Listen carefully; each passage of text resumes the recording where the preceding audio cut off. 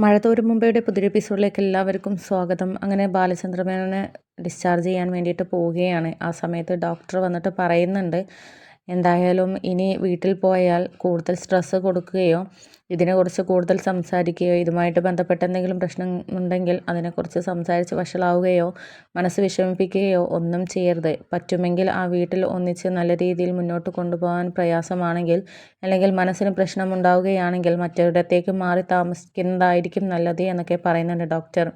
ഇതൊക്കെ കേട്ടിട്ട് വൈജയന്തി ആണെങ്കിൽ ആകെ ഷോക്കായിട്ട് നിൽക്കുകയാണ്. ഇനിയിപ്പോൾ ഡോക്ടർ പറഞ്ഞതനുസരിച്ച് ബാലചന്ദ്രൻ മാറി താമസിക്കുമോ എന്നുള്ള ആ ഒരു ടെൻഷൻ വൈജയന്തിക്ക് ഉണ്ടായിരുന്നു. അങ്ങനെ പിന്നീട് ഡോക്ടർ പറഞ്ഞതിനെക്കുറിച്ച് ബാലചന്ദ്രൻ ആലോചിക്കുകയാണ്. എന്നിട്ട് മനുവിനെ വിളിക്കുന്നുണ്ട്. എന്നിട്ട് മനുവിനോട് പറയുന്നുണ്ട്, മനു, ഡോക്ടർ പറഞ്ഞതുപോലെ എനിക്ക് കുറച്ച് കാലത്തെങ്കിലും ആ വീട്ടിൽ നിന്ന് മാറി താമസിക്കണം, അല്ലെങ്കിൽ വൈജ അവിടെ നിന്ന് മാറി താമസിക്കണം. എന്തെങ്കിലും ഒന്ന് നടന്നിരിക്കണം. വൈജ അവിടെ നിന്ന് മാറി താമസിക്കാൻ ബുദ്ധിമുട്ടുണ്ടെങ്കിൽ ഞാൻ അവിടെ നിന്ന് മാറി താമസിച്ചോളാം. എനിക്ക് അവളെ കുറച്ച് കാലത്തിന് എന്തായാലും കാണാനോ ഒന്നും താല്പര്യവുമില്ല, ഇഷ്ടവുമില്ല.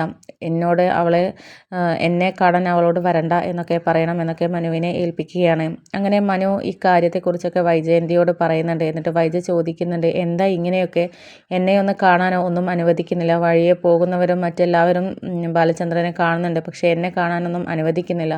എന്താ പ്രശ്നം എന്നെങ്കിലും തുറന്ന് പറഞ്ഞൂടെ എന്നൊക്കെ ചോദിക്കുന്നുണ്ട്. ആ സമയത്ത് മനു പറയുന്നുണ്ട്, എന്തായാലും ഇക്കാര്യത്തെക്കുറിച്ച് ഇപ്പോൾ സംസാരിക്കേണ്ട, നമുക്ക് സാവധാനം സംസാരിക്കാം. ഞാൻ ഇതിനെക്കുറിച്ചൊക്കെ ചോദിക്കാൻ ചെന്ന സമയത്ത് ആൾ വല്ലാണ്ട് BP അടിച്ച് കയറുകയാണ് ചെയ്തിട്ടുള്ളത്. അത് ബാലചന്ദ്രൻ സാറിനും ദോഷം ചെയ്യും, അങ്കിളിന് ദോഷം ചെയ്യും. അതിനെക്കൊണ്ട് ഇതിനെക്കുറിച്ച് ഇപ്പോഴൊന്നും സംസാരിക്കേണ്ട എന്നൊക്കെ പറയുകയാണ്. അങ്ങനെ പിന്നീട് ബാലചന്ദ്രൻ തീരുമാനമെടുക്കുകയാണ്. ഞാൻ എന്തായാലും മാറി താമസിക്കാൻ പോവുകയാണ്. ആ വീട്ടിലേക്ക് ഞാനില്ല. എനിക്ക് നേരെ പോകേണ്ടത് ഞാൻ പറഞ്ഞിട്ടുള്ള ഒരു വീടുണ്ട്, അവിടേക്ക് പോയാൽ മതി.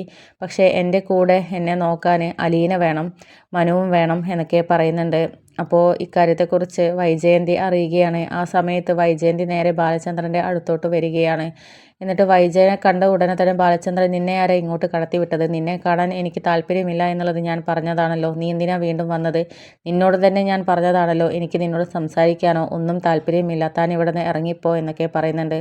അപ്പോൾ ആ സമയത്ത് വൈജ ചോദിക്കുന്നുണ്ട്, അല്ല, നിങ്ങൾ വീട് താമസിക്കുന്നു എന്ന് പറഞ്ഞതോ അതൊക്കെ ഞാൻ അംഗീകരിച്ച് തരാം, പക്ഷേ ആ അലീനയെ എന്തിനാ നിങ്ങൾ കൂടെ കൊണ്ടുപോകുന്നത് എന്നൊക്കെ ചോദിക്കുമ്പോൾ, അത് എൻ്റെ ഇഷ്ടമാണ്, നിൻ്റെ ഇഷ്ടം എനിക്ക് നോക്കേണ്ട കാര്യമില്ല.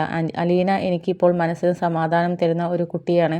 അതിനെക്കൊണ്ട് ഞാൻ എൻ്റെ ഏറ്റവും വലിയ മൂത്ത മകളായിട്ടാണ് ഞാൻ കണ്ടിരിക്കുന്നത്. അതുകൊണ്ട് തന്നെ അവളെ ഞാൻ കൂടെ കൂട്ടും. അതിന് ആര് എന്ത് എതിർത്താലും എനിക്ക് പ്രശ്നമില്ല എന്നൊക്കെ ബാലചന്ദ്രൻ പറയുന്നുണ്ട്.